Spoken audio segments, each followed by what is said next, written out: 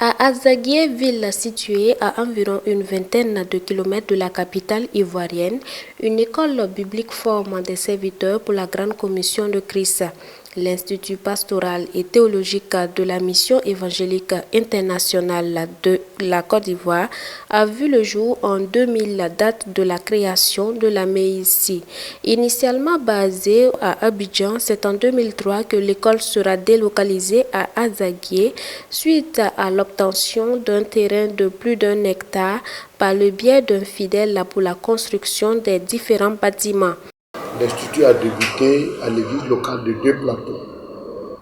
Mais là où les installations de l'Institut s'étaient construites, Deux Plateaux, c'était un terrain alloué au marché. Donc l'État de Côte d'Ivoire a repris la parcelle, le terrain.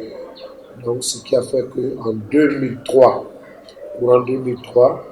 alors le pasteur Lazare à l'époque a sollicité ce terrain-là, à Azaguié ici, auprès d'un frère du nom de Kalra Joseph, d'une superficie d'1 hectare 700.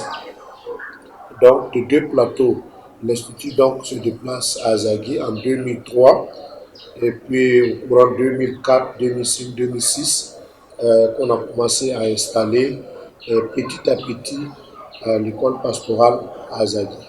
En 2009, sous le leadership du Dr Georges Ezekiel Comporé, président de la MAIC, les locaux de l'Institut vont connaître de grands aménagements. De 3 bâtiments qui servaient de salles de classe et de dortoirs pour les étudiants, l'Institut compte aujourd'hui 17 bâtiments, dont l'administration, la chapelle, les salles de classe, la bibliothèque, les logements et bien d'autres. Je suis arrivé en 2008-2009. J'ai trouvé 3 bâtiments. Alors, un bâtiment abritant une salle de classe, et puis il y avait un autre bâtiment pour logement de mariés et un autre bâtiment pour bloc célibataire. À l'époque, on n'avait pas de clôture, c'était la palissade. C'est-à-dire que les étudiants ont coupé des bambous et ils ont essayé de faire une clôture de fortune pour se sécuriser. Donc, quand je suis arrivé, alors, mon premier boulot consistait d'abord à sécuriser l'Institut, donc en construisant une clôture. Après cela, nous avons érigé la chapelle. Après la chapelle, il y a eu la bibliothèque. Après la bibliothèque, nous avons construit les bureaux qui vont abriter l'administration.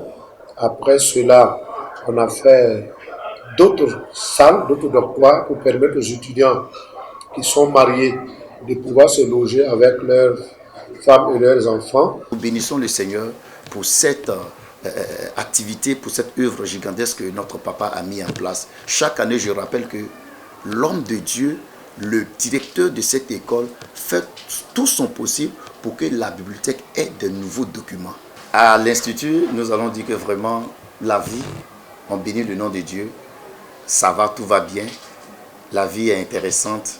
De 7 étudiants au départ, l'Institut pastoral et théologique a aujourd'hui à son actif plus de 600 pasteurs formés et exerçant sur le terrain. Selon les registres qu'on a, on a aujourd'hui, pour ceux qui ont été formés ici, 687 étudiants, dont 82 femmes. Faut noter que cette école biblique qui ne formait jusque-là que des pasteurs de niveau 1 ouvre désormais ses portes pour la formation biblique supérieure.